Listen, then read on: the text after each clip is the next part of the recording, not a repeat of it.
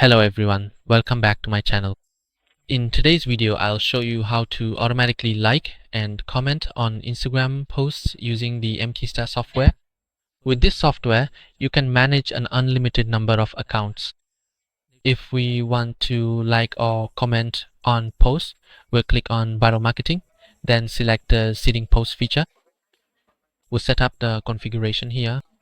For example, the number of concurrent threads depends on your computer specs. I'll set it to 12, and then we'll enter the links of the posts we want to comment on or like here. Each link should be on a separate line. Here, for example, I'll use a random link to a post on Instagram, and we'll enter it here. Each link should be on a separate line, and we'll click on the option to not see the same post multiple times. We'll check both the like and comment options, and then enter the comment content here. Each comment should be on a separate line. After finishing the setup, I'll select the accounts and click start, and the software will automatically seed comments on the post for me.